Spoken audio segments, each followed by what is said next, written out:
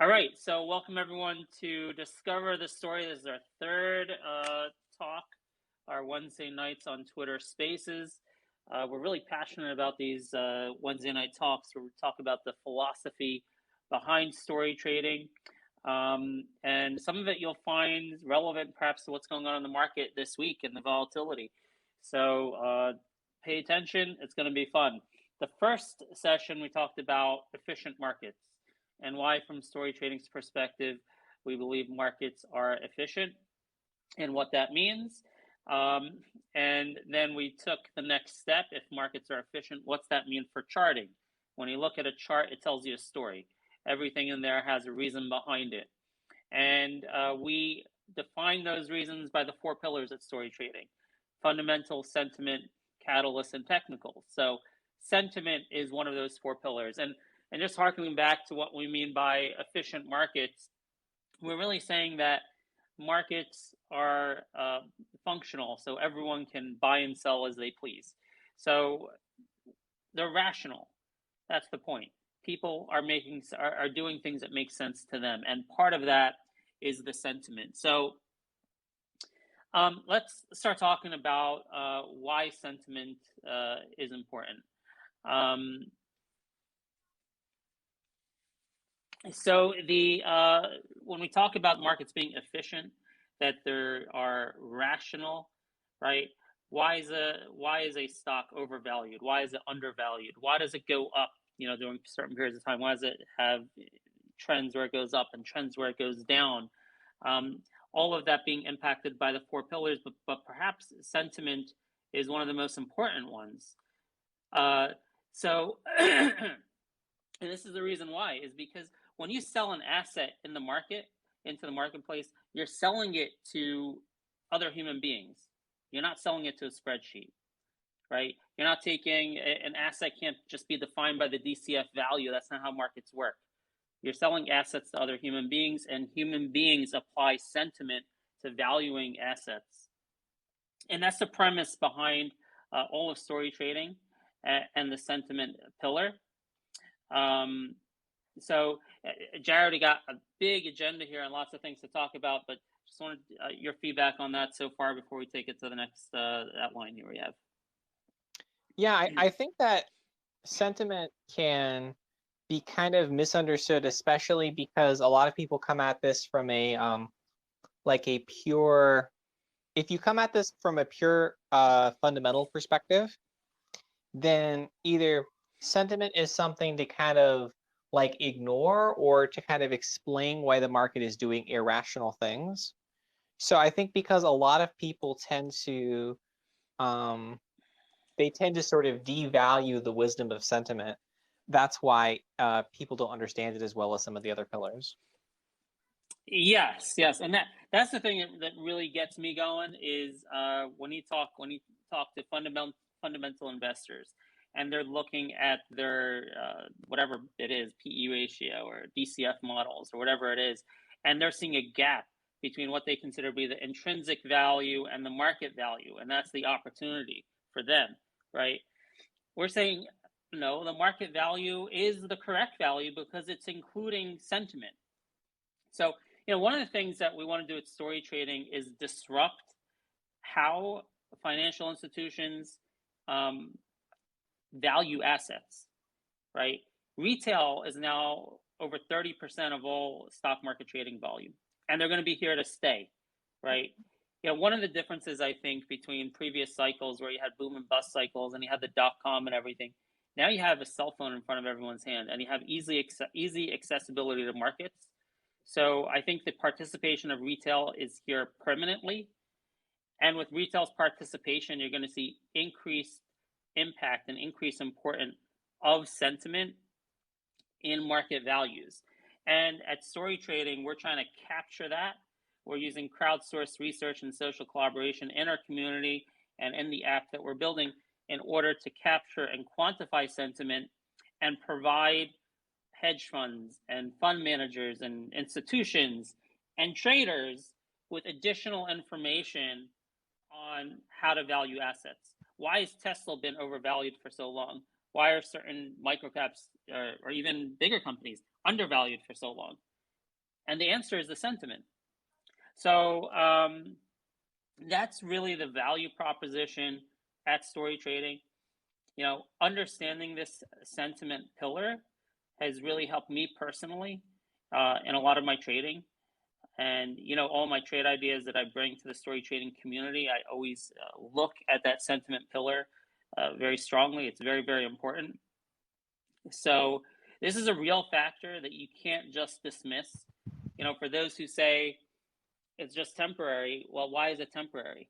Aren't humans going to be around forever? Aren't they going to be emotional forever? Right? If there's a gap between intrinsic value and market value, why wouldn't that last forever? Whether it's being overvalued or undervalued, there's always going to be, changes compared to the intrinsic value, and that can be measured. It can be understood, and that's what we're talking about when we're talking about sentiment and understanding and measuring sentiment. So let's talk about, Jared, I want to ask you, how do you think the average person out there, you just touched on it, but what do you think the consensus view is out there on what sentiment is?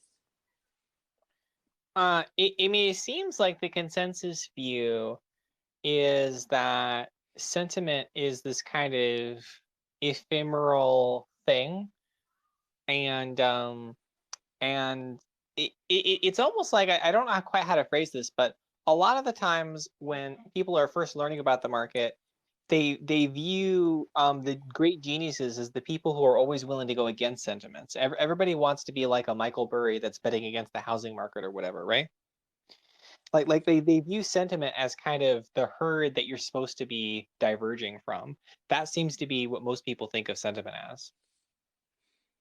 Yes, and you know what? There's actually a big effort in the fintech world. There's lots of companies who are trying to define sentiment and quantify sentiment, but I think they all do it wrong because they're all coming from a place that sentiment is not really meaningful. They recognize it's important, but they don't think it's intrinsically meaningful. And that's where story trading differs from the rest of the market players. And the implication of that, when they don't think that it's intrinsically meaningful, is they're just looking at it very superficially.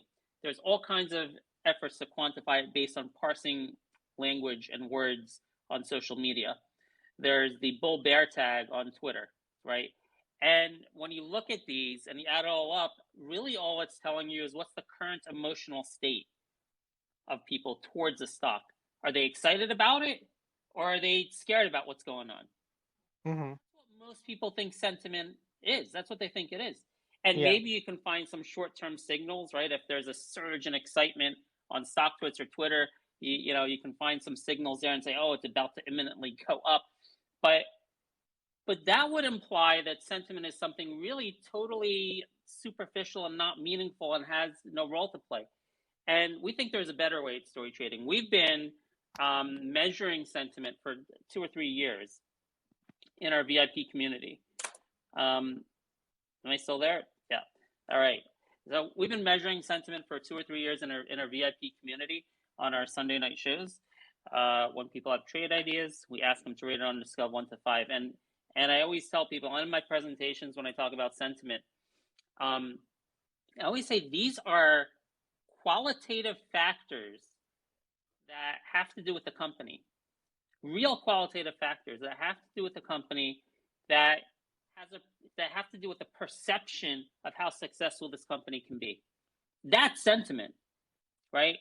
Not am I excited today? Am I not excited today? When I go out and I do the research on a particular company and I'm trying to learn about it, I'm trying to get different views. I talk to bears, I talk to bulls, I talk to management, talk to different investors, and I try to understand their viewpoint. And even the professionals who are using, DCF analysis or, whatever it is they use sentiment too. They may not admit it.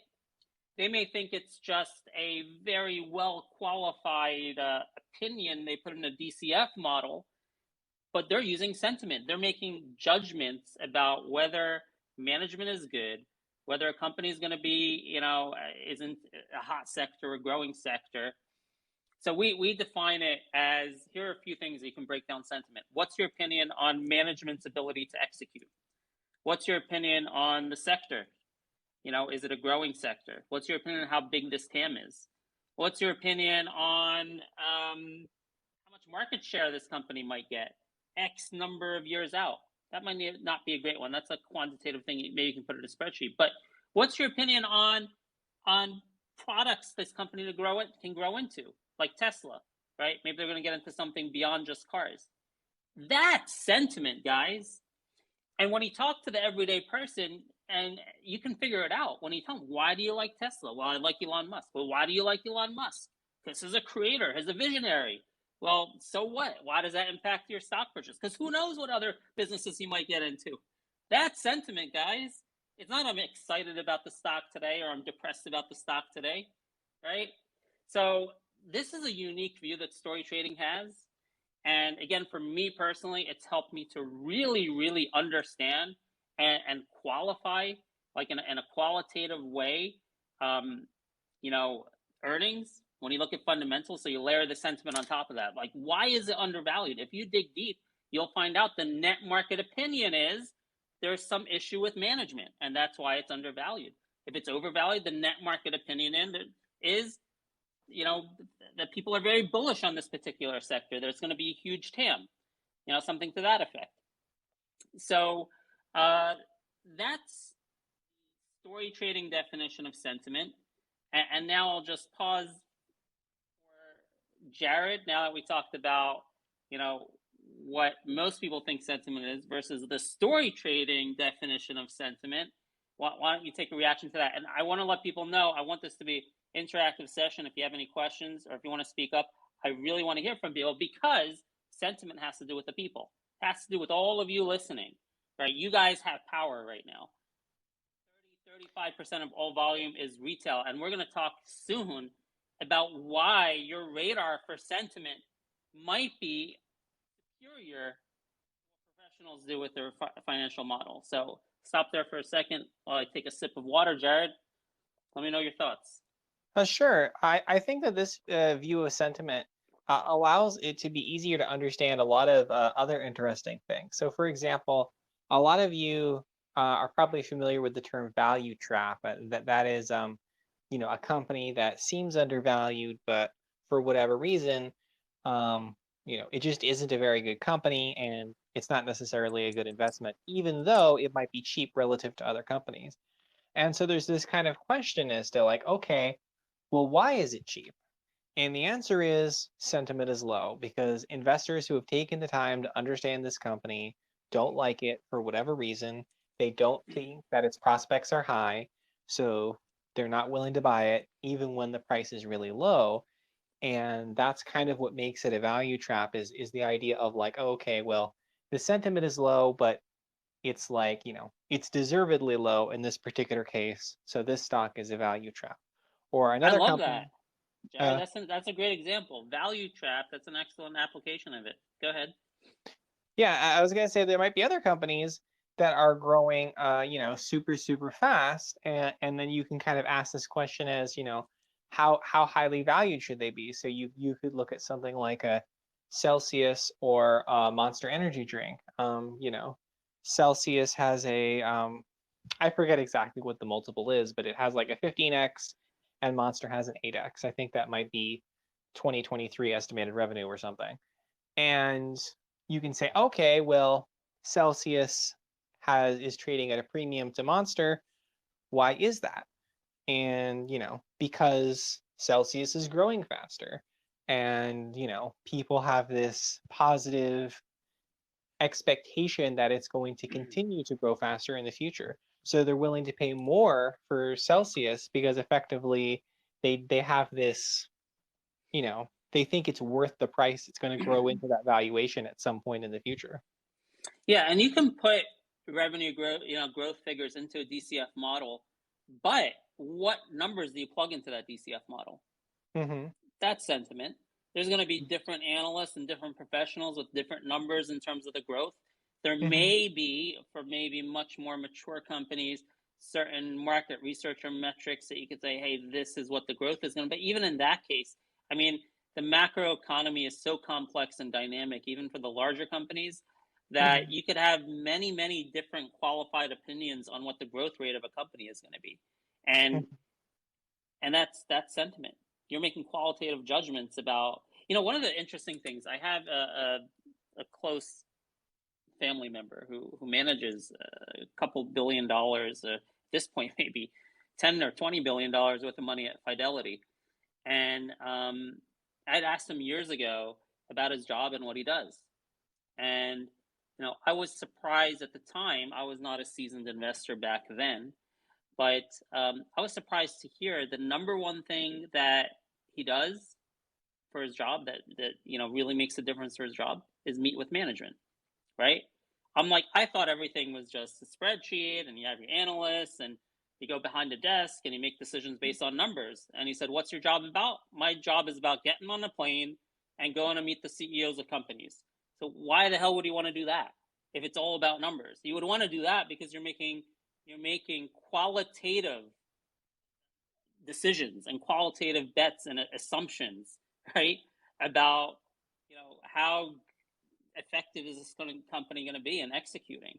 How great is management? What's your opinion on their product and their product positioning and their market fit and the growth, all that kind of stuff. That's all qualitative things that come down to sentiment.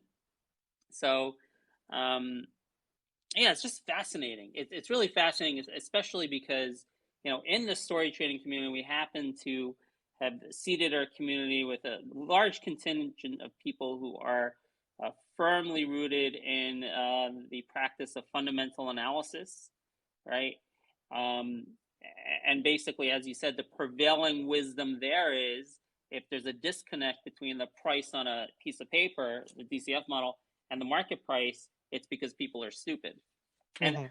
I just find it fascinating because to me, it's just so obvious. It's just so obvious that there's a reason for the disconnect.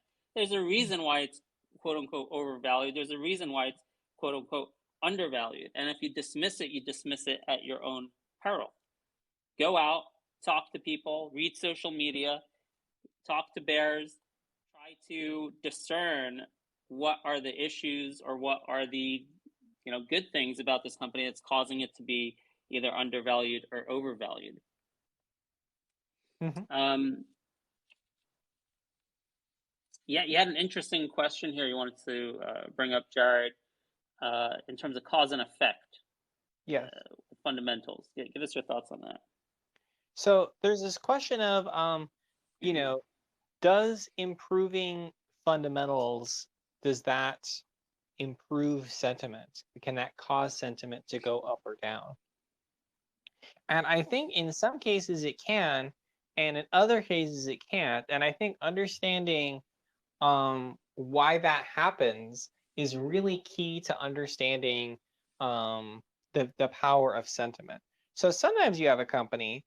A really good example is one that we had as a VIP recently, which is Gopro, right? And GoPro had very low sentiment, and they put out some very impressive numbers that surprised a lot of people. And the improved fundamentals caused a shift in sentiment because the sentiment was so low. People thought that type of improvement wasn't going to happen, and so sentiment consequently went up, and the stock followed, right? Well, I have a different read on that one actually. Okay. Yeah, my read on GoPro is still sentiment net is very low, and what I mean is net. There's net market opinion. There's different people with different opinions on sentiment.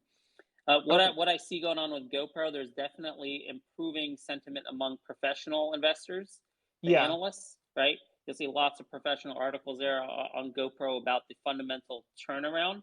But Hmm. man, the sentiment among retail investors could not be any lower. It's bottom gutter trash. Even with these improving fundamentals, they don't give a shit. Excuse my Okay. language, right? Maybe that's why it didn't go up even more than I think another really good example is the stock Zoom. Now I remember Zoom turned in this I think it was their Q4 2020 earnings report all the way back in February this year, and it just absolutely blew everyone out of the water. Really, really solid report. and I think it opened up 4%, but then it fell to like -9% throughout the day. And because the overwhelming sentiment was that it didn't matter how good the numbers were. First of all, this was the period of the big tech sell-off in late February of this year. But the other reason why was because there was this perception that, oh, you know what, like we're getting everyone vaccinated, we're doing the reopening. Zoom isn't going to be as important as it was last year. So, this is your numbers were good, but your growth rate will never be this good again. So why should we care how good those numbers were, right? Yeah, and that happens all the time. That happens all the time. You see that, especially with the COVID. Is COVID on? Is COVID off? Right. So sometimes fundamentals can change the narrative and can lead to a rise in sentiment. I would say, maybe to meet you halfway on the GoPro thing, it caused a small increase in sentiment for some people. But if you look at something like Zoom, the numbers had, no effect whatsoever. And there have been a number of stocks that I've been in where they have, beaten expectations. I was in Digital Turbine, that's the stock APPS. That one beat expectations and had a huge sell-off, I think 2 or 3 times this year, because people just didn't have confidence in the company. In part because some of the growth was fueled by acquisitions, and so they didn't think that it was going to be able to be maintained in the long term, or they didn't particularly think that the product was, okay, or whatever. They had concerns about it, and so it didn't matter how good the numbers were. So sometimes, depending on the way the perception works, that can help you understand the price action. I think that's what story trading is all about, is that you're able to look at a chart and be able to understand the price action. So if you look at a chart like Zoom, absolutely. If you just look at it from a fundamental perspective, it makes no sense that Zoom would turn in amazing numbers, open green, and then slide massively into the red for seemingly no reason. It'd be like, what happened? You didn't get any new information. But if you look at it from the story trading sentiment perspective, then it makes perfect sense. Yeah, absolutely. I'll give you an example where I do think that fundamentals can improve sentiment. And that's when it has to do with qualitative factors. For example, if people thought management sucks, they can never execute, they don't know how to string together 2-3 quarters, 2-3 good quarters in a row, or this business is just seasonal, 2-3 quarters is not enough. If they pull out a 5th quarter, then management really turned it around, right? So when those numbers represent something qualitative in nature, that's when you can see a change in sentiment, right? So in GoPro's case, the retail view on sentiment is that this is not a business that's going to be around in 5 or 10 years, because people have cell phones and they take a picture of the cell phone. What the hell do you need a GoPro for? That is the prevailing retail sentiment versus the professionals that look at the numbers on a spreadsheet and say, well, this company is worth X or this company is worth Y.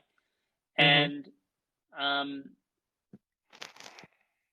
going to postulate something here that may seem absurd to some people.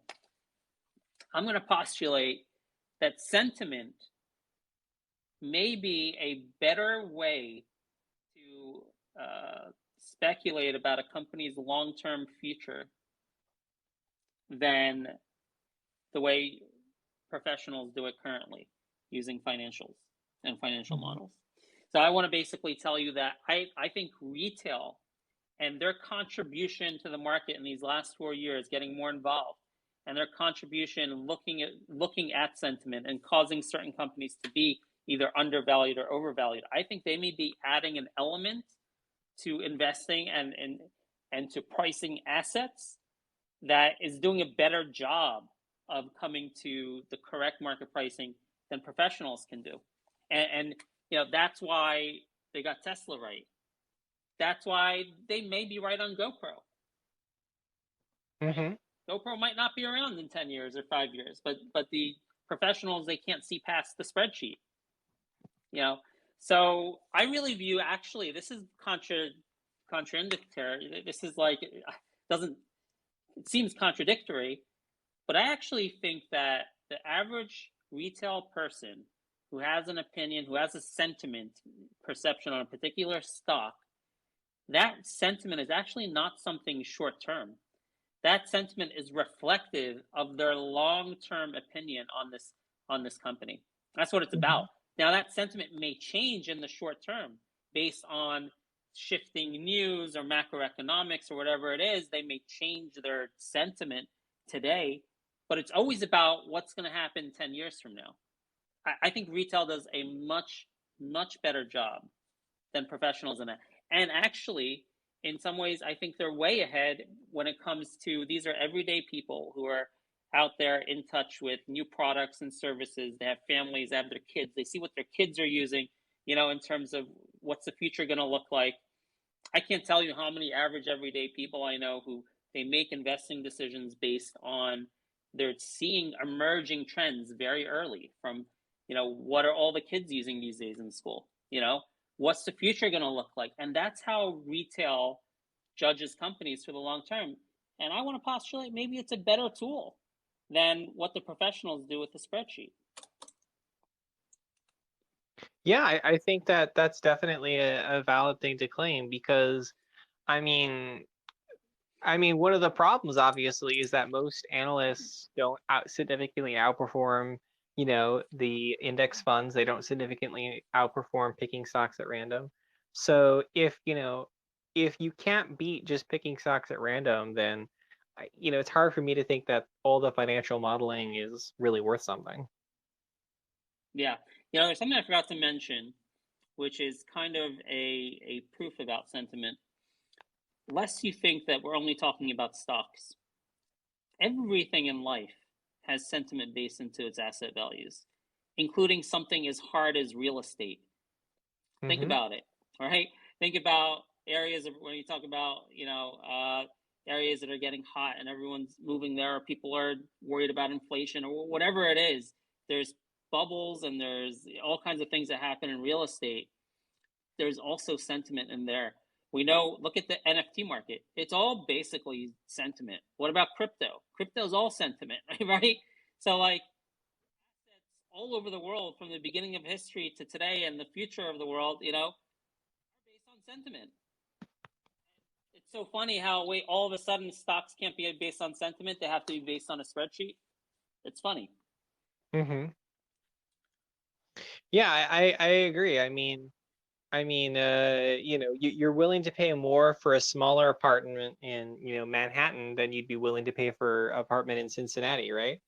And why is that? If you're using your fundamental analysis, it's like, why not just move to Cincinnati? It's cheaper there. It's like, people want to live in New York. Why do they want to live in New York? They think it's a nicer city for X, number of intangible reasons. Maybe they think they can get a better job there. Maybe they just really like Central Park, like whatever it is. Like, there's a premium on living to the city, and that's why the real estate market is going to go up higher than, a city that's less desirable.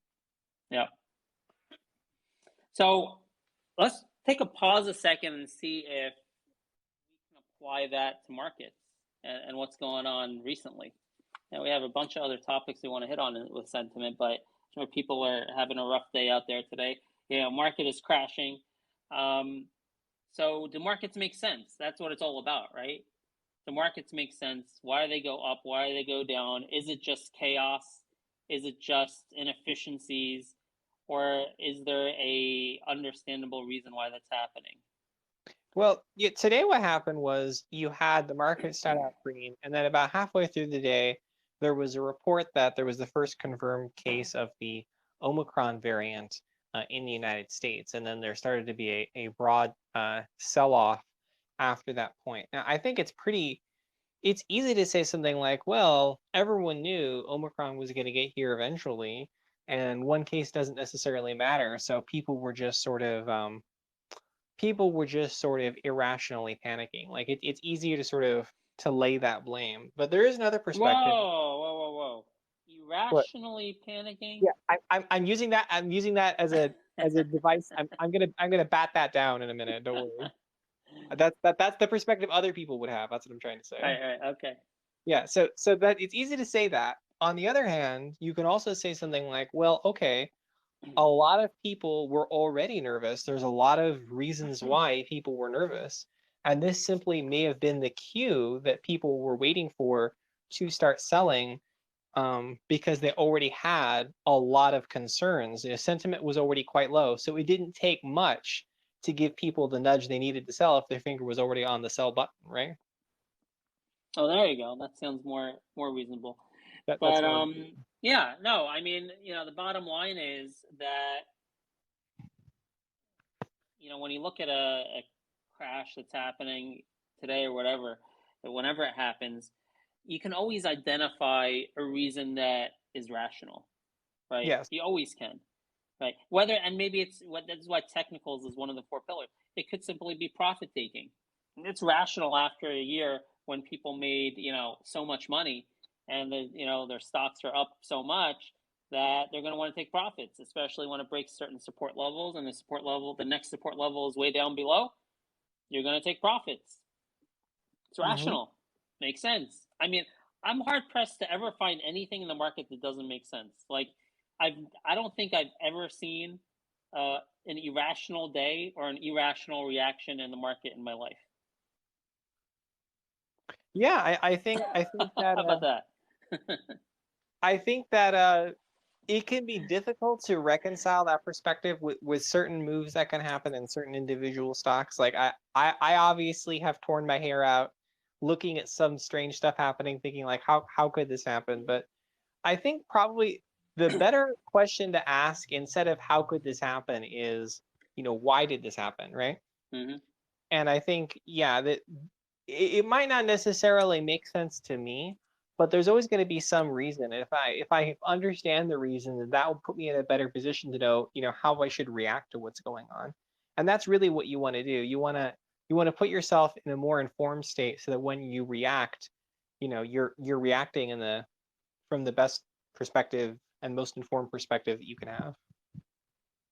Okay, great. So here comes some interesting stuff regarding valuations. So, when you look at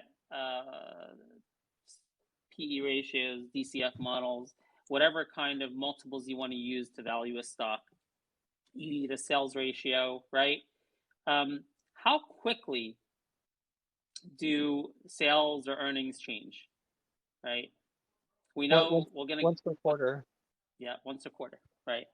But how quickly are stocks changing in price? Well, every day that there's Every the market day. open. Yeah. All right. So what's obviously but what's the difference there? It's obviously sentiment. And when you talk about the big price movements in a stock, right? When you talk about if a stock had an excellent year and it's doubled or tripled or whatever it might be, most of the time, what's happening is either expansion or contraction in these valuation ratios. That's what's happening. That's what's moving the market. Especially if you're a very, very long-term investor and you're holding a company for 20, 30 years, okay, that movement you get from year 1 to year 20, that's going to be earnings growth. I get that, right? But 99% of us are not here for that. We're trading in whatever it is, weeks, months, quarters, even if you look 1, 2, 3 years out, right? That's where most of us are time horizon wise. And the changes in price and the changes, in those is mostly because of contraction or expansion of PE ratios, EV to sales ratios. And again, why does that happen? Sentiment. That's it. People are becoming more bullish on the TAM, total addressable market, that they're becoming more bullish on what slice of that total addressable market they're going to get. They're becoming more or less bullish or more or less bearish on management's capability to execute. These are the things that are driving price action in these swing periods of several weeks or months. So now let me ask you, when we have the four pillars, I think I've always said, fundamentals is the most important pillar at story trading. I've said that. I've said it many times.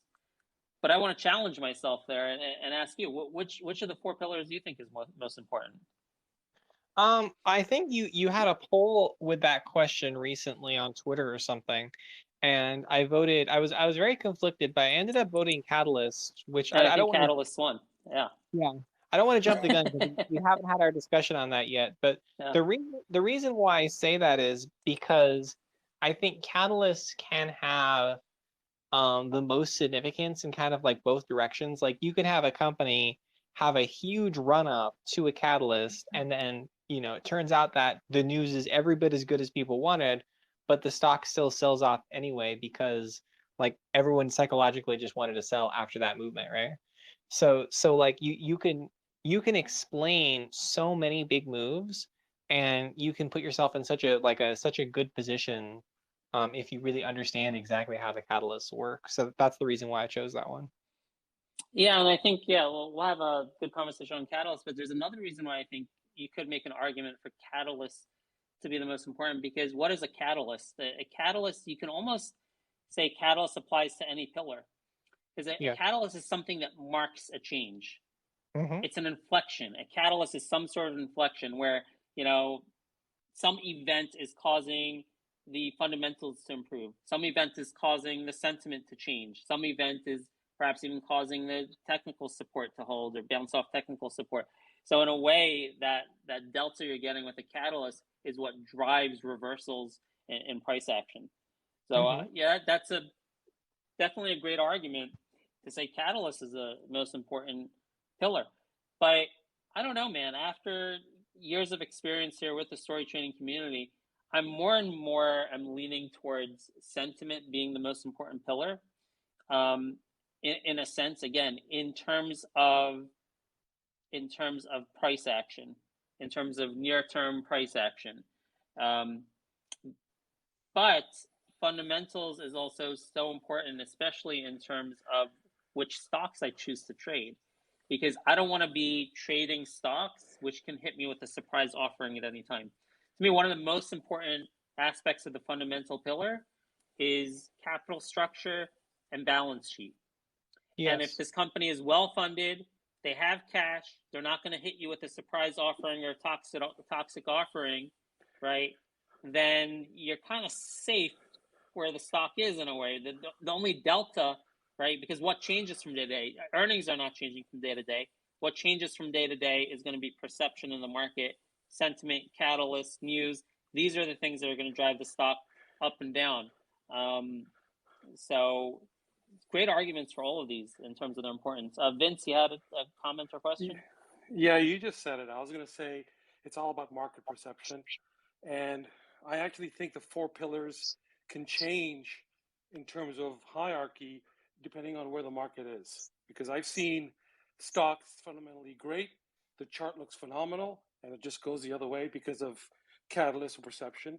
I've also seen it the other way around too. So I think the four pillars can shift in terms of which plays a dominant role in its impact to the market.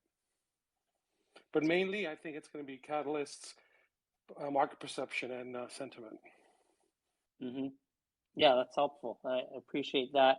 In terms of the shifting importance of the four pillars, yeah, the contribution is different in each particular case. I guess you could say that, given market conditions right now, there's an argument. You say, okay, all the fluff is being taken out of the market. It's crashing. All the high growth names are coming down. So now fundamentals are more important than ever before. But in a way, sentiment's just as important because sentiment is poor. So that's important, right? Sentiment it's terrible because people are worried about inflation and high cost of capital and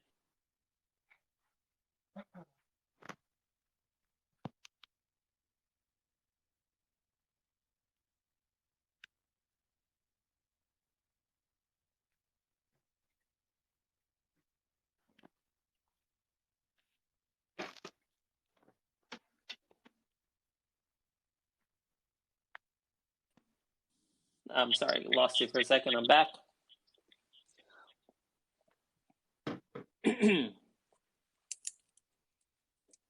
Or can you hear us, Ben? Yeah, I'm here. Okay, great. Yeah, you cut off for just a moment on my end. Yeah, no, I did. I get all these alerts on my phone. I gotta figure out how to shut these things off when I go on the show. But all right. So before I want to get into like how to trade this and some example. We talked about something. I always give examples, when I have our trade ideas. But before I get into actionable, what can you do actionable about this? Any other thoughts on what we've talked about so far, either Jared from you or from the audience? Thoughts, questions, comments on defining sentiment and everything we've talked about so far? Overall, I would just say that it's really important to try to get a holistic view of sentiment. Like it's easy to say something like, "Oh, well, this stock has been going up recently, therefore sentiment must be improving." And that's not necessarily the case because there's a bunch of reasons why a stock can go up. It can go up because of fund flows from one big institution.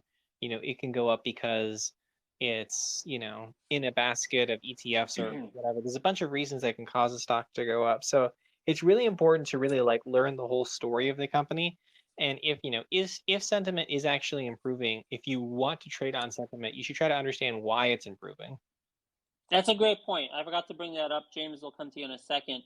Is that, again, going back to this misperception that a lot of people have, that it's just about how the price is doing.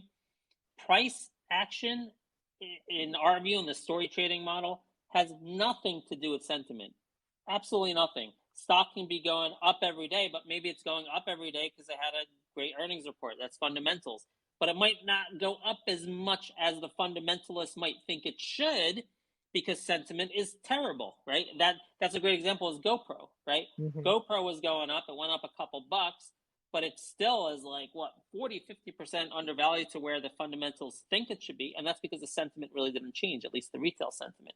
So one has nothing to do with the other. We got to stop thinking of sentiment as your emotional reaction to how good a stock is doing and start thinking of sentiment as the qualitative factors surrounding a company, right? Management, the company, the product, the sector, and just think of those completely independently of financial performance and completely independently of price action. And that's your sentiment. I'm really glad you brought that up. I appreciate that reminder there. And that's why it's so hard to measure it, because if you look at fundamentals, fundamentals may be, have a lot of different numbers you can enter into a spreadsheet, but it's just one company. But with sentiment, you have the sentiment of the individual company, you have the sentiment of the broader sector, you have the sentiment of the entire market. There's a bunch of different factors that are sort of, moving in confluence day to day. And it's kind of difficult to know, like, if you look at the high growth names today that are selling off, are they selling off just because all of these names are selling off? Or if like some of them are selling off slightly harder than others, is that a sign that the sentiment of those is poorer, but it's not necessarily completely correlated to price action? So it's like, it can be, I think sentiment is the most difficult of the four to measure effectively. Absolutely, it is, and that's why we're interested in it. All right, James, go ahead. Hey, can you hear me? Okay. Yeah, I perhaps I should wait until after you detail how one trades on sentiment, because I suppose this might actually be a question that segues into that. So maybe it's a good transition or not.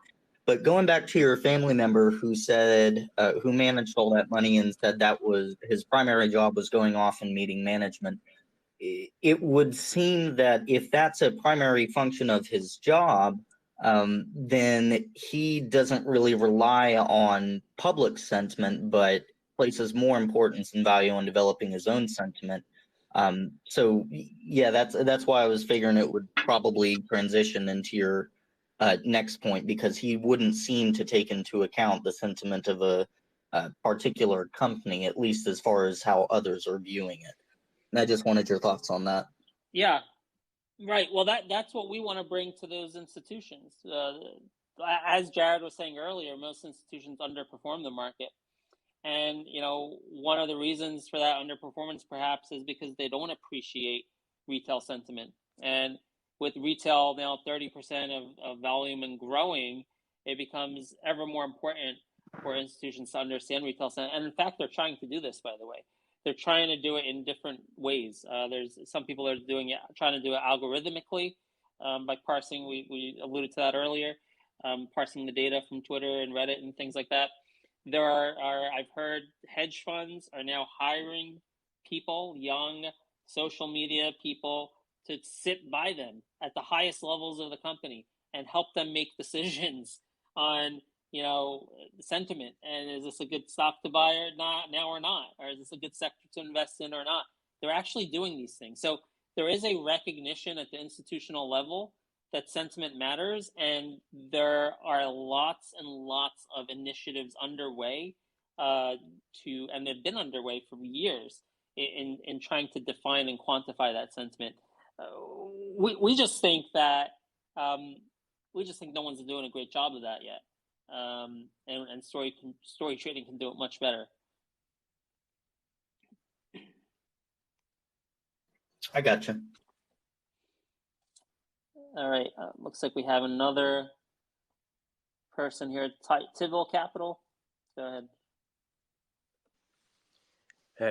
Hey, StoryTrading. Appreciate the space. First off, just want to say thanks.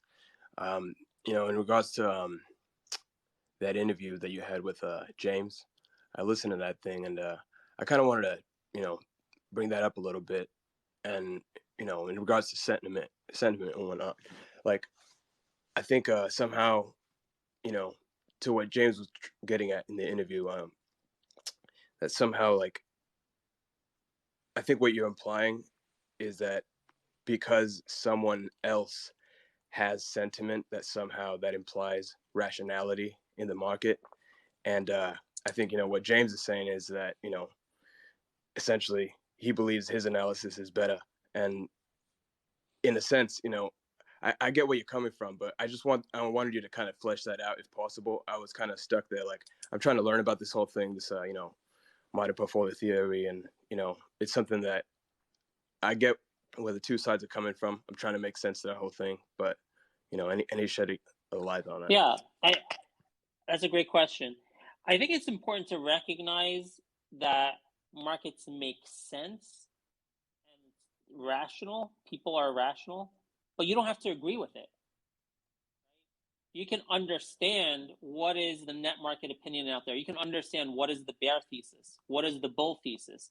You can understand why a human being might be either excited about something and apply a premium to it, or they might be, hesitant about some company and apply a discount to it. You can understand why other people do that, and then you can disagree with that, right? You can disagree with that and make your own bet and make a speculative bet that goes against what the average net opinion is.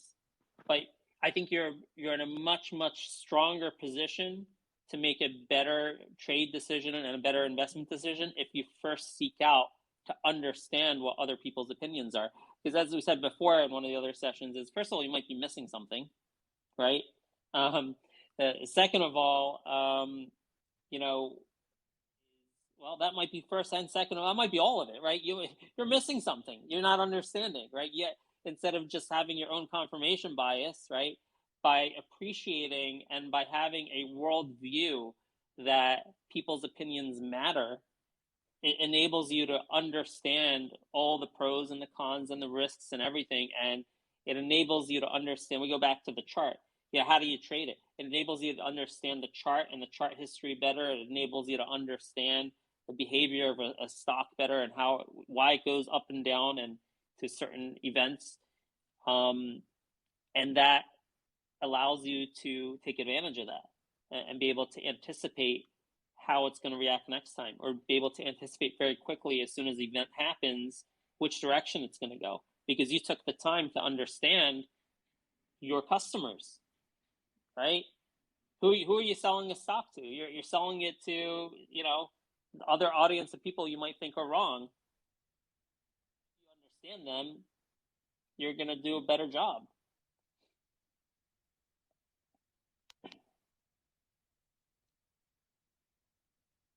Does that answer your question? Yeah, I appreciate the answer. James, anything you might want to speak on?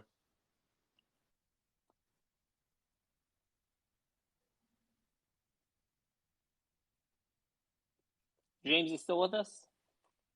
Yeah, I'm here. Yeah. Did he have a response to that as well? No, not in particular. Okay. All right, cool. So, in terms of how to now that's a good segue. We're actually in it, right? How to take advantage of that, how to trade it. you know, all of my trade ideas have sentiment in it. You can see those videos up on YouTube and everything, you know, with the GoPro. Most recent trade idea is actually going to be presented tomorrow on Benzinga. It was you know, we presented it to our VIP community Monday night. So actually, maybe I shouldn't mention it here. A lot of you probably know what it is, but yeah, I think that if you have, especially if the fundamentals are sound, right? You know, there's not going to be a huge dilution, you know, things like that. You know, the capital structure is good. Then what, you know, what are the factors that move the stock? It's going to be the headlines. It's going to be the macro. It's going to be the company specific news. It's going to be the macroeconomic news. So those are the catalysts. But those catalysts, those are things in the news also impact the sentiment, right? It can change the sentiment, right? So, and again, if you understand what that sentiment is, you know, what are the things people are worried about, right? And has that issue been resolved? Has it not been resolved? There's a lot of great examples. In the GoPro example, you know, I thought the earnings are so good. It was so close to the technical breakout level, 200 DMA. I said, all right, it's going to break 200 DMA, which was around 1020, right? But it's not going to go all the way like 17 where the fundamentals think it's going to go, because I did the sentiment research and everyone hated it still, right? I'm like, all right, let it go to the next resistance level. It ain't going beyond that, which is 1213. So that ended up being right. I'm not always going to be right, but that worked out, you know, qualitatively speaking. So that's one example of how you can use the sentiment. It's to give a discount, right? If sentiment is low, right, apply a discount to what you think fair value is, and help that inform where you might want to exit. And if you think sentiment's high, like in the case of Air Test Systems, AEHR, right? Even though now the stock is flying above the fundamental value, well, there's no reason to sell it. In that case, I wasn't going to sell Air until it broke technical support, or until I saw technical change. I'm just going to ride the sentiment. No telling how high this can go. Sentiment is as high as it can get with the EV market, right? So who cares what the price is compared to the fundamentals? I'm just going to ride this till either the sentiment changes or the technicals changes. And with that approach, I was able to, you know, get out of Air at 25 bucks, right? As opposed to a pure fundamentalist who may have gotten out at 16 or something on the way up. So those are a couple examples of how to trade sentiment. I'm happy to give other examples. We can even talk about some specific stocks right now if you'd like, in terms of sentiment. Although it's very, very hard, I got to tell you, unless I know the stock very well, to give an opinion on sentiment. As you were talking about, Jared, it is so hard to measure. You got to do your homework, man. I mean, you got to read a whole bunch of social media posts across all kinds of different platforms. You got to talk to people. It takes research. So it's not easy. But if there's a stock, we can talk about it. Jared, you got anything in mind? Well, I think a really good example of the way sentiment has changed was our most recent VIP pick that we made public, which was City Trends, right? City Trends went public. Let's review what happened. Is that your VIP? No, it wasn't yours. It was, but you picked it as a trade of the week, right? So tell us about that. Go ahead. Tell us how sentiment was related to City Trends. The sentiment for the individual stock was actually kind of complicated, because on the one hand, you know, it had a very high short float, which indicated that there were a lot of people who had very bearish sentiment, but the sentiment for the overall sector was actually pretty high, in the sense that the low income apparel sector, all of those companies had crushed earnings recently. There's expectation that those were doing better. And during the period when this stock was under consideration was before Omicron and COVID cases were down. It appeared that Delta was maybe petering out. You got some good news from Merck and Pfizer about a pill people could take. And there was this perception that we may do some more, you know, reopening trade stuff may shine a little brighter next year. That was some of the factors that went into the sentiment as City Trends was chosen as a pick. And then by kind of a really poor coincidence of timing, shortly after it was chosen as a pick, a bunch of bad things happened. One bad thing happened was you had Omicron, and there was this, now the perception of the sector was bad because if you're primarily a physical store, what if there's a lockdown, or what if people just don't feel as safe going into the store? Or, as Powell mentioned, what if the disease causes more disruption at shipping ports, which contributes to supply shortages, which in turn makes the shelves empty and they don't have enough stuff to sell for Christmas or whatever, right? So there's a bunch of factors that are now affecting the sentiment of the individual location and of the entire sector. Now, this is the thing where sentiment collided with fundamentals. City Trends had earnings, and those earnings were phenomenal. Absolutely crushed estimates, more stock buybacks, more profitable than ever before. And the stock was up about 7% on that news, and then subsequently gave up all of those gains and then some over the next few days, because the overall market sentiment and the sentiment for this particular sector in particular has been so terrible. Yeah, and you know what I'm getting from all that, and I know a few people just joined just to talk about fun and DWAC. We'll come to that next, but what I'm getting from that is a reinforcement of what you said earlier. It's hard to measure. Yeah. But just because it's hard to measure and it's complex and there's different factors pulling it and sentiment in different directions doesn't mean you should give up, because the reward is so extraordinarily high. Yeah. I've made my biggest money, bar none, with no exception, is when I dove down deep into a stock and I sought to understand the bull and the bear case, right? And I really looked at, like, I would go into like social media messages on Yahoo, Investors Hub, Twitter, like stock twits everywhere, and like read every single message I could. And then I'll follow up with certain people who had like a contrarian view, and I'll private message them, and I'll try to pick their brain even more, right? To become a kind of expert on what not only the consensus sentiment is, but what are some of the factors keeping people bearish, and what are the factors that are getting people bullish. Very complex, not easy, but the reward is extraordinary, because then you know how to react on a dime when certain events happen that could change the sentiment. So I think it's a great time to talk now about fun and DWAC, because there was news today, and this is a super example. I mean, I can't believe I didn't bring it up earlier when we were talking about sentiment, but the whole entire DWAC phenomenon is really sentiment driven. And we had talked about this day one. We were so early on DWAC. Like, our community was getting in at like $11, $12 as soon as the market opened that first day, and subsequently went to like $170 in 2 days. And that entire thesis is sentiment. There's like no fundamentals yet for this DWAC, right? Which shows you how important sentiment is. But in terms of today's news, first of all, it didn't happen yet, but reporting seems to be pretty reliable lately. $1 billion pipe at $40, right? Now, I did my homework. We interviewed the CEO and CMO, I believe it is, two senior executives at Fun, PHUN. And interview on Twitter Spaces, actually, a very popular video, got a lot of listeners. You can go ahead and listen to it. But, in the early days, in that day one and day two, Fun exploded along with DWAC because there was a prior business relationship with Trump campaign. Fun created some sort of app related to their campaign, the last presidential campaign.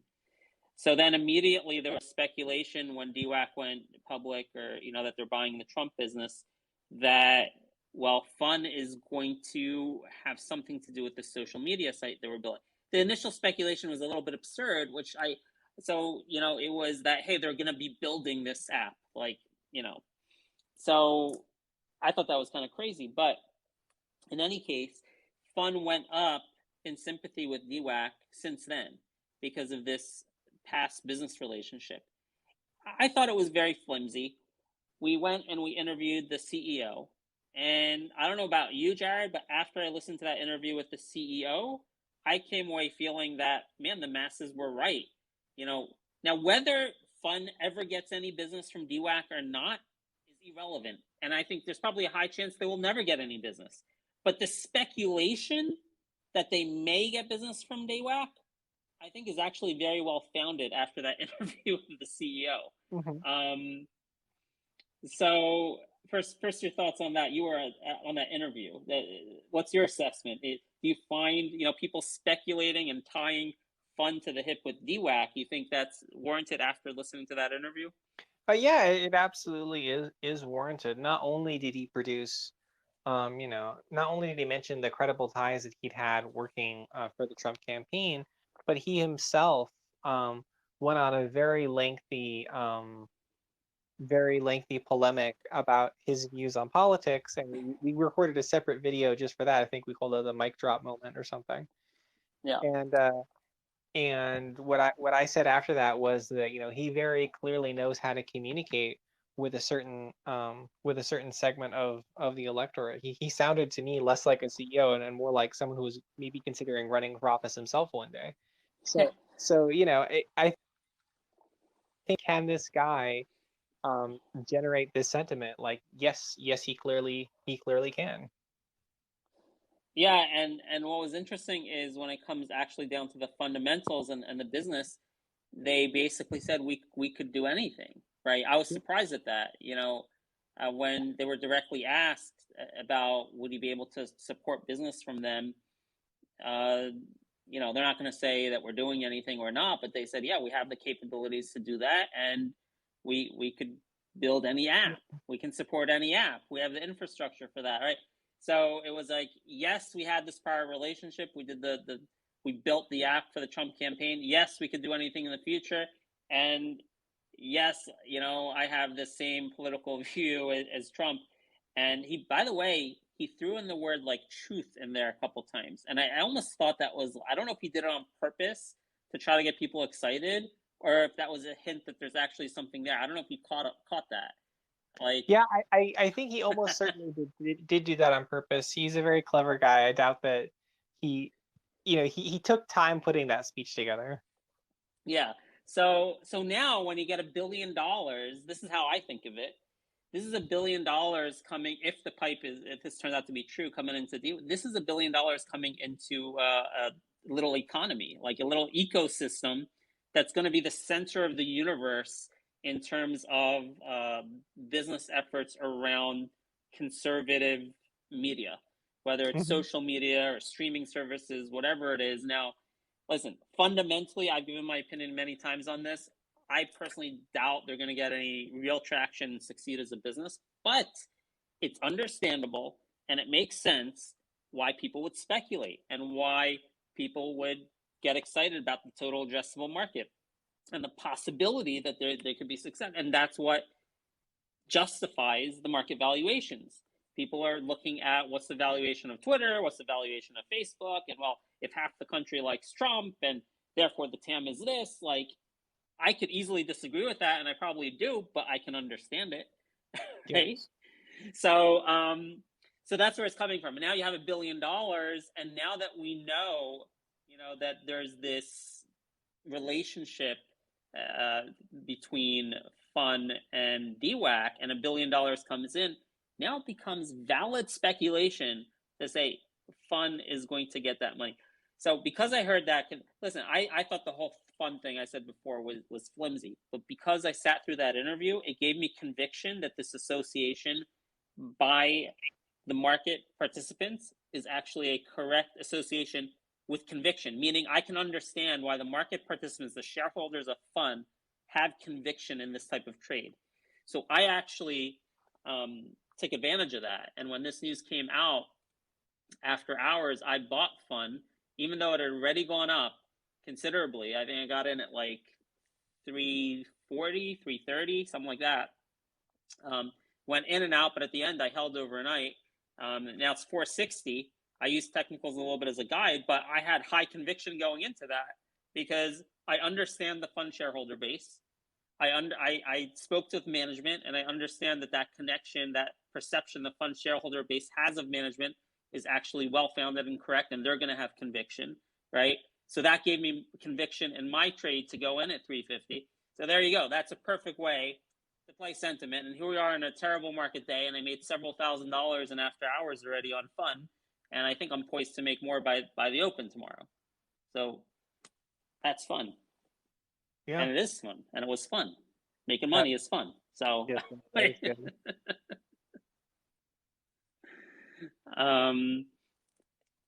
Any questions or comments on fun or DWAC?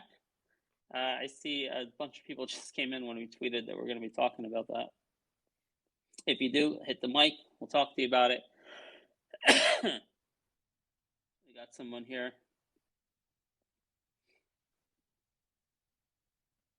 How you doing, speaker?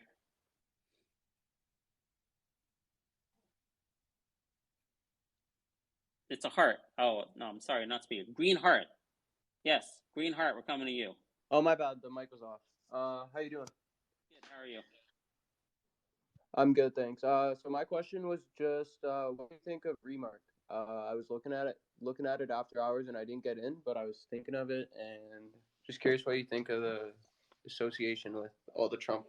Yeah, I run. heard about that as well. What was the ticker symbol there? MARK.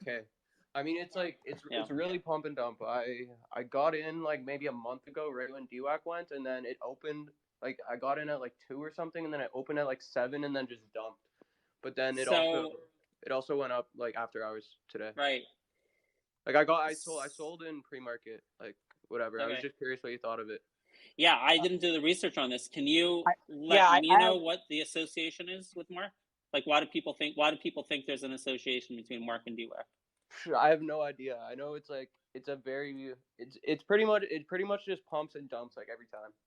Yeah. So I can guarantee you there is a reason. I didn't research this one. Just like I thought the reason between fun and DWAC was BS until I researched it.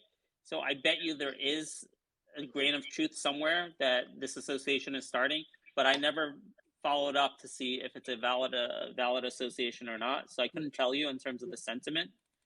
I don't know what it is, but I can tell you for sure that it's not going to be rock solid like fun is, just because I actually was in the stock very heavily early this year, and this company constantly tries to reinvent itself. Like last year, it was all about these smart ways to detect COVID, and then they said, oh, we're going to make this software that's going to be useful for analytics for Chinese banks. And then they said, oh, well, we're going to get all this money when ShareCare goes public, and ShareCare went public, and then they didn't get the money.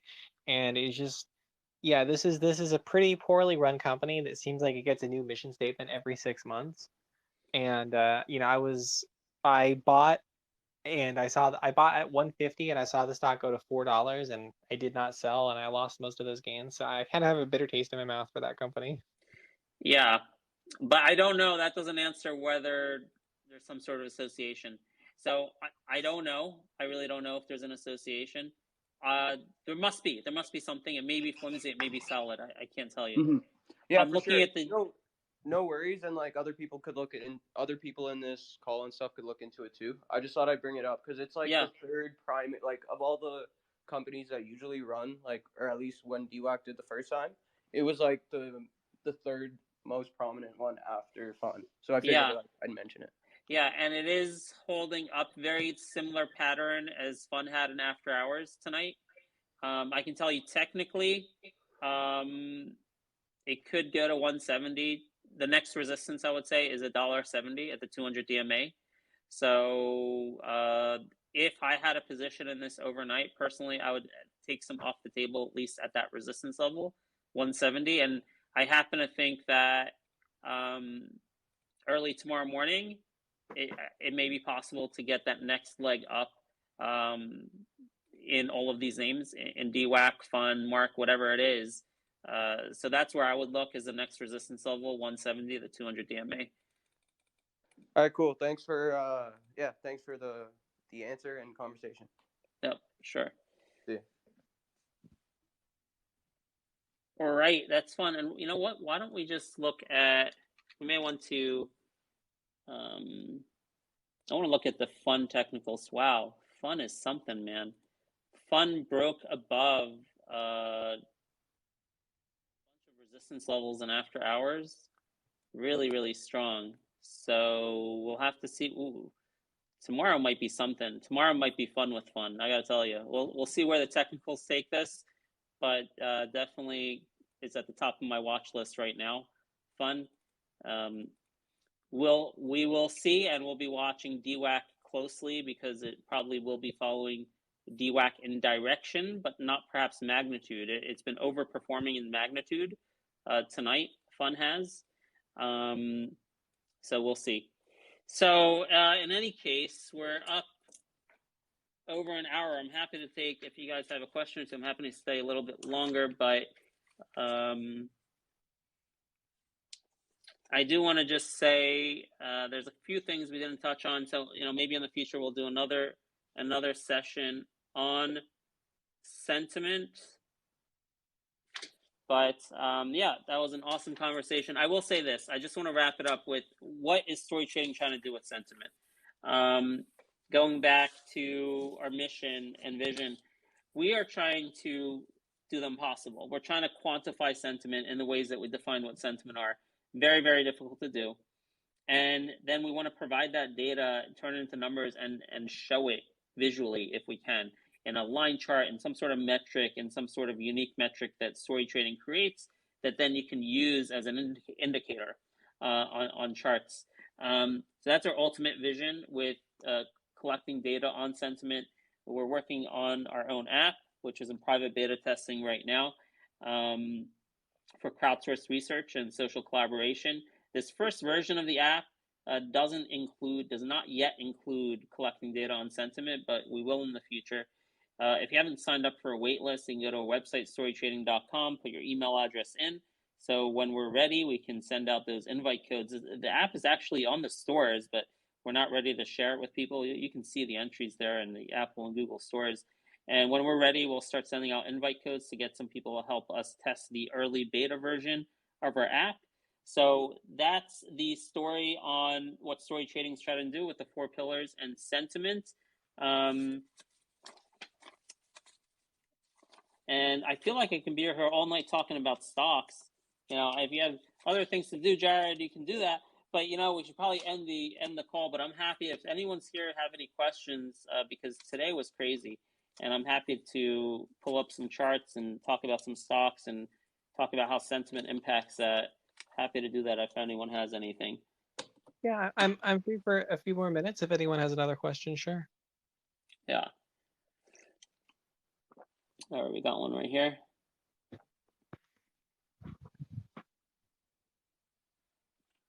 I am not at truck. I am not a truck. Go ahead. Just want to know what you guys' thoughts on BBIG is. Yeah. Wow. You really want to know my thought on BBIG? By the way, my name is Ben Rabizadeh. I'm the founder of StoryTrading. Cool. So BBIG, is that the company run by Ted Farnsworth? By who? I believe it is, isn't it? Vinco Ventures. Ted. Yeah. Ted Farnsworth? Yeah. No, he stepped down. He went to Cryptide, and Lisa King is the new president now, I think. Oh, when did that happen? I want to say about 2 months ago. I didn't know he stepped down. Are you sure he stepped down? No, he didn't step down. He left to go to Cryptide, which is the spinoff for BBIG. Okay, so it's a subsidiary of BBIG. Yeah. So, okay, I'll tell you this. I'm a little bit not clear on that when you say he left to go to that spinoff. No, he's the new president for the Cryptide. But does BBIG own Cryptide? No, I think they're like within a partnership or something. Okay. Well, I'll tell you this. Okay. If there is an association between Ted Farnsworth and BBIG, I am not interested in this stock. I haven't been until now because there was. Now, if he left, I don't know. But I've met him personally. I've interviewed him. I went through the whole experience with MoviePass and HMNY. And personally, I do not think the SEC should allow him anywhere near any publicly traded company. I do not trust that guy as far as I can throw him, which would be 0. All right. So, in the stock market, everything comes down to trust and credibility, especially when you're dealing with microcap companies. So that's my personal position on BBIG. And I think you can see in the price action, went from like 2 to 12.50 or whatever. I can guarantee you a lot of the reason that stock went down is because it was heavily shorted by people who had experience with Ted Farnsworth and HMNY, and they don't care what the fundamentals are. They don't care what's going on with the company. They're shorting this to the ground because they don't have faith in Ted Farnsworth. I can tell you that's a certain percentage of the price action for sure. Okay. Thank you. I appreciate it. All right. Now, I may be missing other aspects. If this Lisa girl or whoever it is, if there's things happening and he's no longer in charge and there's a turnaround, I don't know. That could always be. But you know what? My opinion is useful for you in understanding sentiment, because now there's a segment of market participants out there who have the same view I have, and that'll help you understand some of the price action. All right. And that'll help you, by the way, if it's true that he left, I would check that more. You said there's still may be some sort of business relationship, right? In this kind of situation, if a Ted Farnsworth leaves and is replaced by someone more credible, that would be a gigantic catalyst for a stock. You could see a BBIG have a huge short squeeze because Ted Farnsworth is completely out of the picture and replaced with someone credible. Okay. All right, and that's how you play sentiment. All right. I appreciate it. Yep. All right, we're going to Steve. What's up, Steve?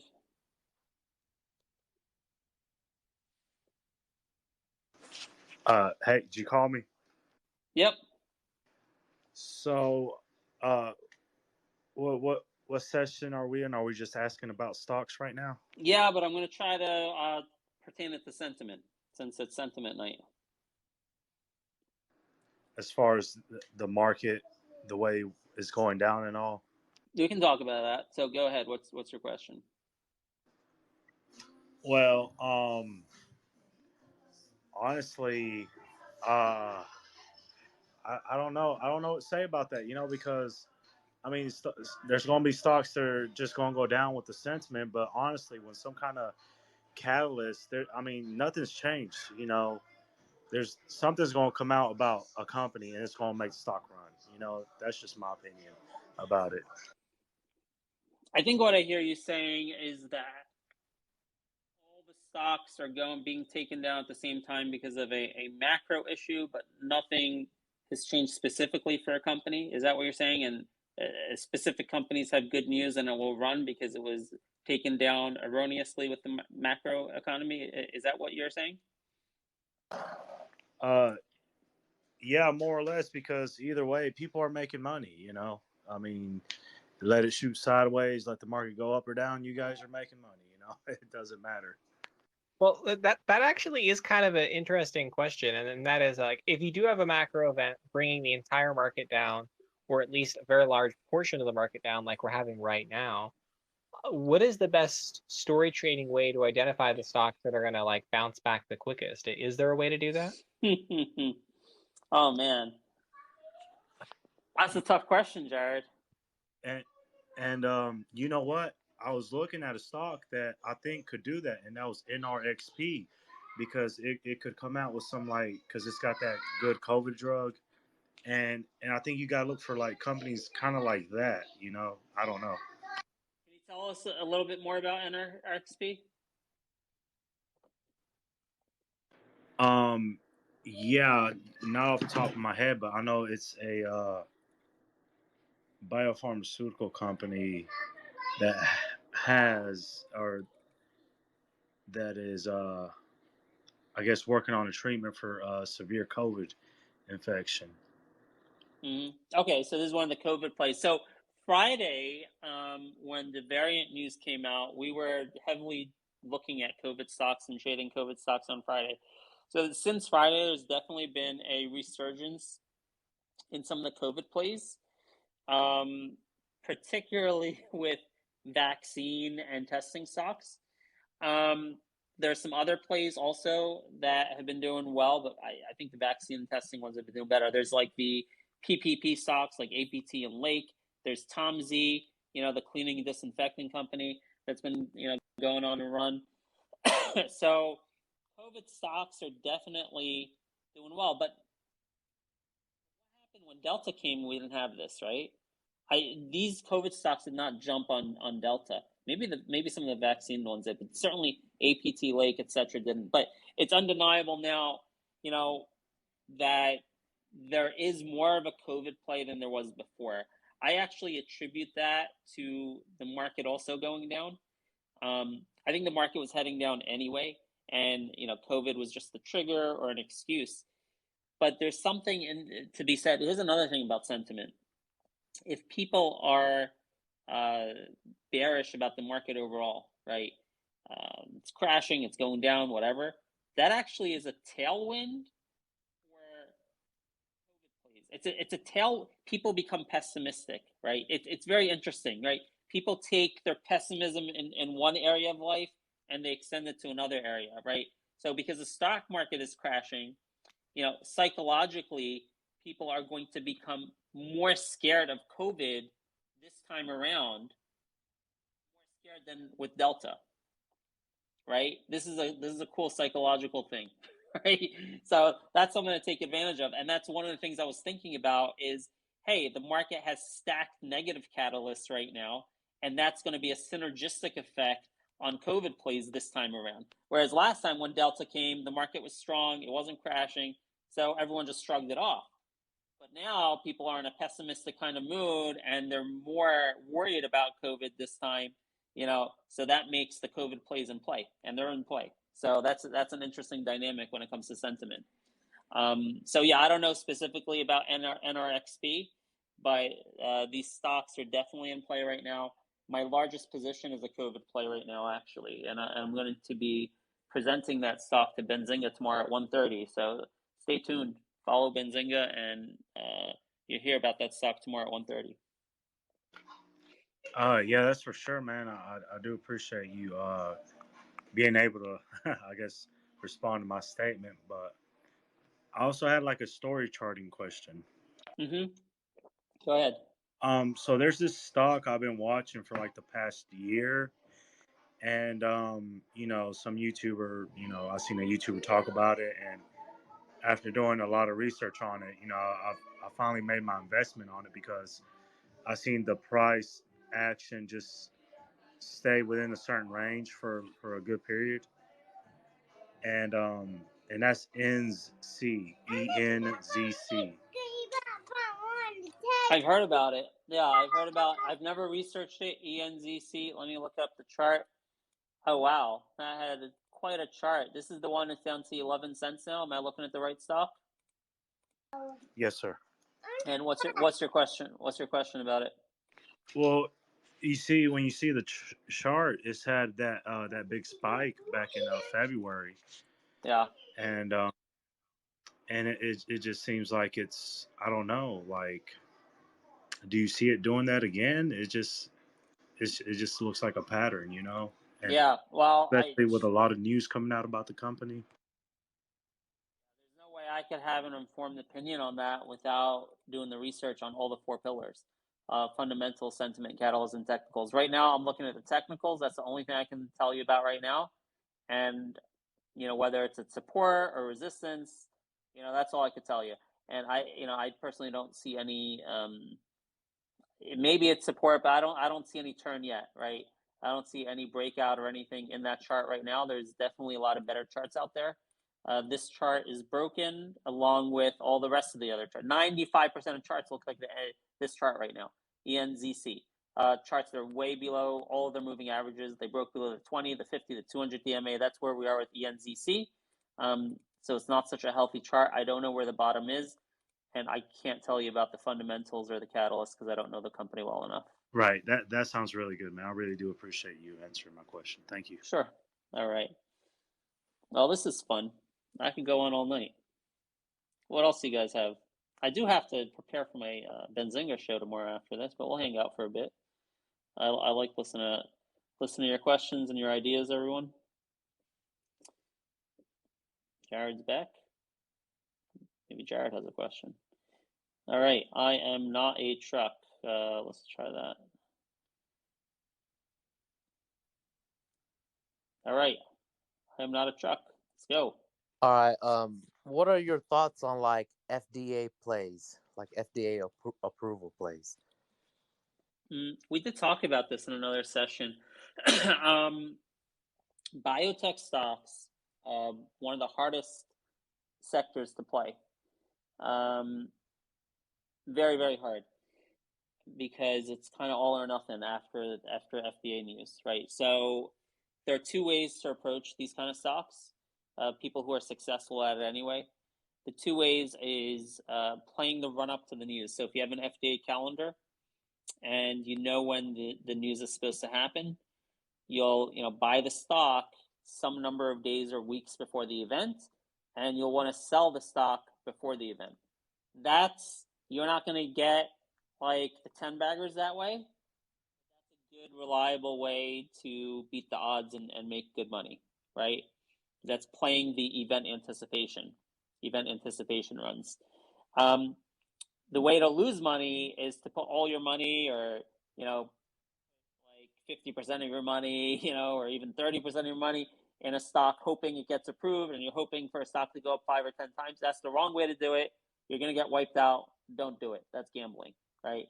Another proper way to do it is you have like a diversified fund, like a VC company does. You'll get like 10 biotech companies pre-revenue, with the expectation that 40% of them will go to zero one day, and 20% of them will underperform, but the other 40% will go up 5 or 10 times or whatever it is, because they get the FDA approvals. So, and the other thing I would say is, if you happen to hold on to a stock, through the announcement, and if it's positive, sometimes what you can do is sell half into the announcement. You get a run up, you sell half, you take some profit off the table, and then you hold the rest for the announcement. If you get a positive announcement, most of the time, you want to sell on that first day. It's going to gap up or have a great first day, and then continually go down after that. These are the patterns I've observed over 20, 25 years of watching biotech companies around FDA announcements.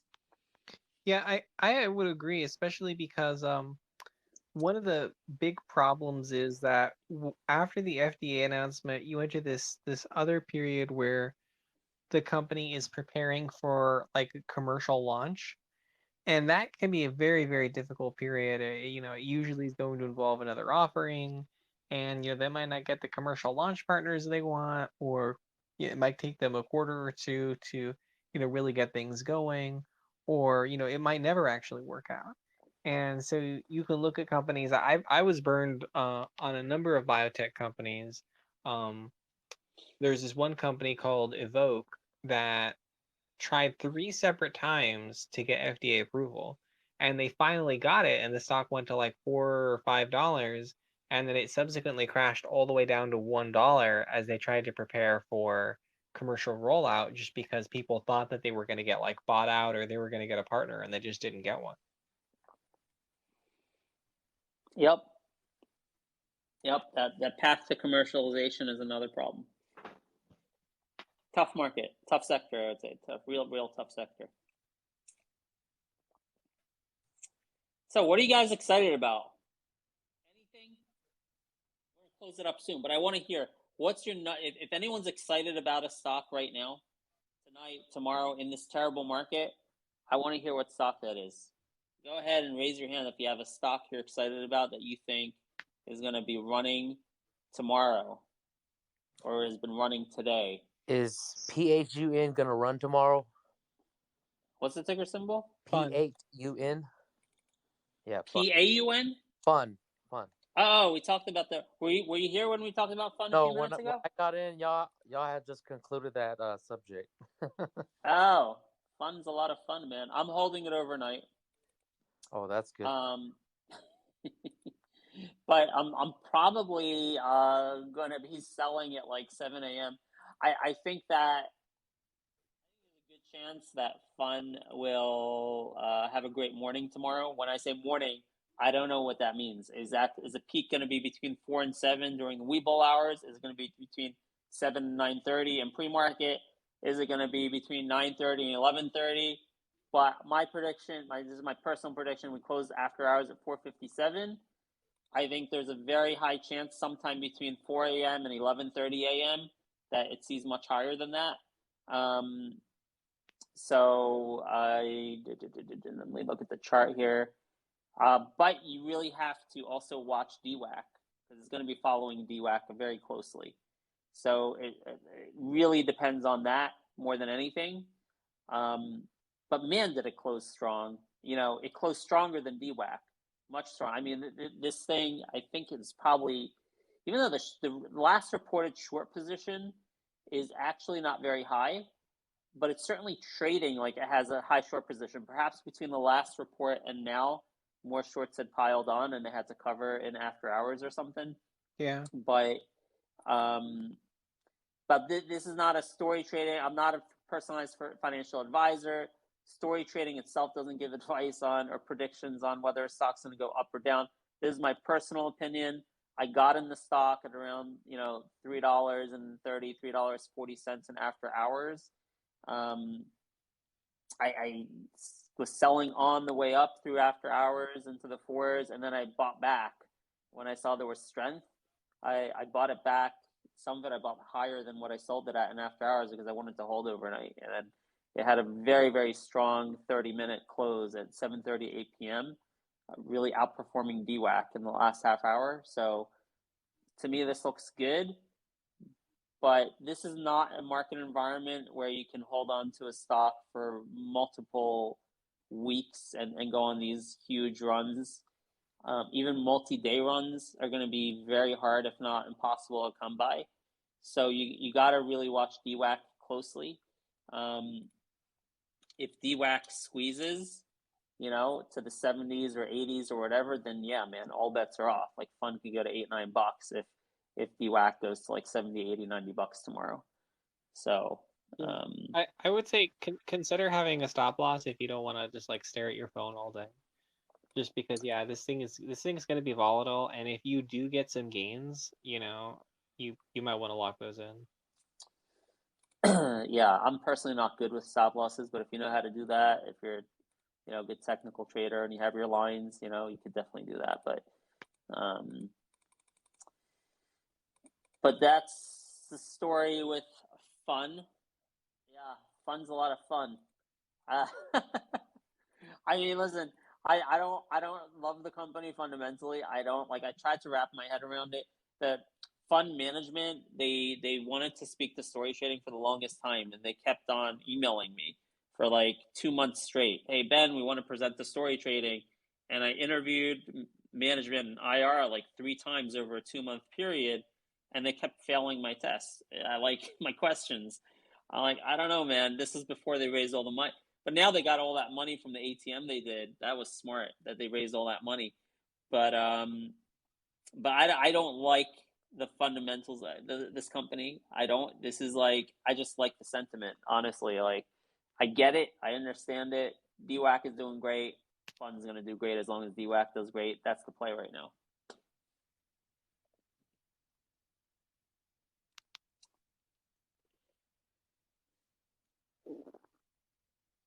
Any other stocks people are excited about tonight? I have a question about sentiment. We have a couple of latecomers coming in. What about PROG? I don't know it at all. Why don't you tell us about PROG?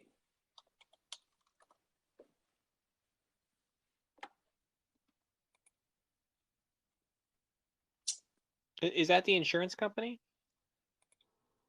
No, I think they're also biotech.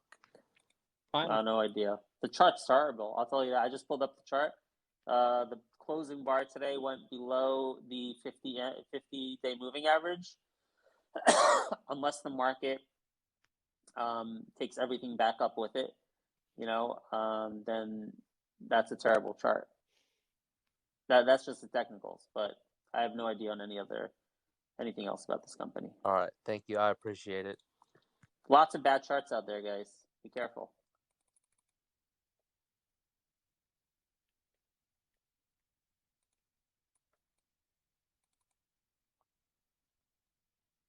Yeah. That chart. How am I going to stay up and get this presentation done tomorrow for Benzingers? Tomorrow's going to be fun, man. If I come up with a good pitch tonight, it'll be fun. We'll see what happens. Yeah. I don't know, man. I got a little less excited because the market, how it crashed. The stock held up well, but also this fun and DWAC surge has got me like so interested in fun and DWAC all of a sudden. But yeah, I think tomorrow's story, you guys heard it. If you're a VIP member, you heard the pitch on Monday night. We're going to be putting pen to paper, cleaning up our pitch for Benzinga tomorrow at 1:30 p.m. So be around 1:30 p.m. on Benzinga's YouTube channel, and you'll hear a COVID pitch, COVID play, my largest position. And with that, I think I'm going to wrap it up, Jared. Yeah, sure thing. Thank you for your help, everyone. Thank you for your participation. And, I'll take this last one. I lied. And then we're going to go. All right, this is the last question. Last one. Far side. There was an error adding far side as a guest. Let's see. All right, last chance. All right, here we go. Far side, last question, and then we're going to call it a night. Yo, so I saw a Reddit article recently that got posted for BBig saying that they acquired some company. Let me pull it up real quick. It's called Lomotif.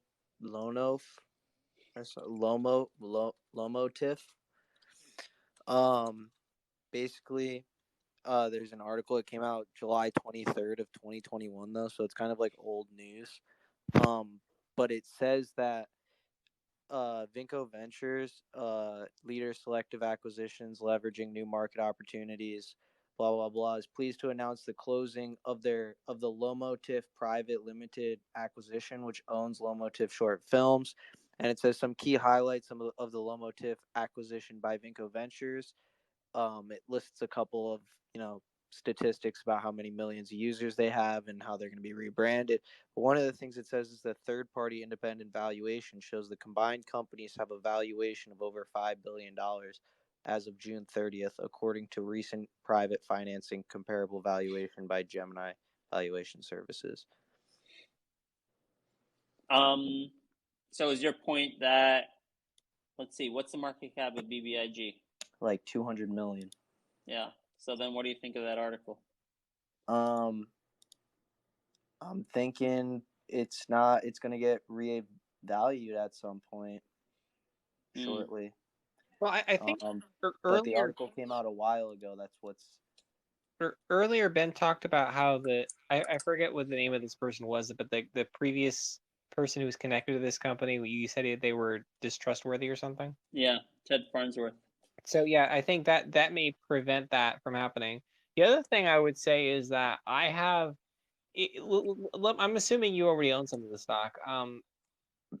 When people try to get people hyped up because of this third-party valuation stuff, like sometimes it can move the needle, but in my experience, it doesn't last. I was in another company last year called Moxian, MOXC, I think it is, and they had one of those third-party valuation things for a merger / spinoff thing that they were doing, and the stock really rocketed upward on this because people really believed it, but they didn't believe it for long. It went from like $1 to like $18, and then all the way back down to $1 within the span of like 3 months or something. So I missed like almost all of that move. I sold when I was up like 20% or something, but like it. When you have that third party thing, it tends to interest some retail people, but it doesn't tend to like produce people that actually want to hold the stock. It just seems to attract people that want to like buy the stock to trade it basically. So if you do see a move, like I would be quick to lock in gains on it. And let me add this. when you see a disparity like that, and this is what I was getting at when I said, what do you think about that, right? That the market cap is 300 million, but you're pointing to an article that says a combined valuation is 4 billion or whatever. When you see a disparity like that, when I said, why do you think that is? And that's because it's not worth 4 billion, it's worth 300 million, right? Going back to like efficient markets and StoryTrading's belief of efficient markets, it's never going to be that easy. Information gets around, right? Yeah. It's not like, it's not that simple, right? If you want to outperform, you have to speculate better than other people. That's what markets are about. Markets are about speculation. And this is a fact. This is not something that's speculative. Here's what you're telling me is a fact. It should be worth 5 billion, but it's worth 300 million. Guess what? It's not because no one knows about that. Information flows. Everyone knows that fact. So don't think you know something special. You're not going to have an advantage over people over simple facts. Simple facts flows. And if you see a disparity between some fact that's out there and the market value, it's not because the market's inefficient and no one knows about it. There's a reason for that. And it could be because the report is false. It could be because they're, people don't trust management. There's a reason for that.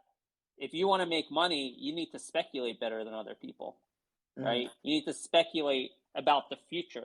How are market participants going to react over the next 2, 3, 4 weeks, given certain events that are unfolding or happening?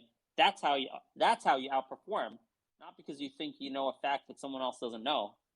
Facts get around, trust me. It's going to be very rarely are you going to come across a fact that the rest of the market doesn't know. All right. Market, you want to beat the market, you have to get ahead of the anticipated psychological reactions of the market. That's how you beat the market, right? You get ahead of that sentiment. You understand the shift in sentiment is happening. You understand the stock is going to be reflated in value because the entire market's now going to have a different perception over something that just happened over the next 2 or 3 weeks. Don't think you're special, or that you found this hidden gem that, it's really worth 5 billion, but it's trading at 300 million. That's a red flag for you. More than anything, you should be like, wow, what's the red flag here? Why is it trading at 300 million when I see this article saying it's 5 billion? That's a red flag. Go find out why people think management sucks, or something like that. That's how I would look at it. Okay. So sorry to make it harder for you, but yeah. No, I was just curious because the room is just like, I figured sentiment for B big. Yeah, I just didn't know what that meant for the stock price, if they were going to get revalued or something like that, because I was reading it off of like the SEC article, so I just didn't know if they, like, you know what I mean, if they put that out and maybe it just was like priced in and it's just going to get revalued at some point or something, because I noticed like B-Big has these pops, but I don't know, still learning, but I appreciate the input.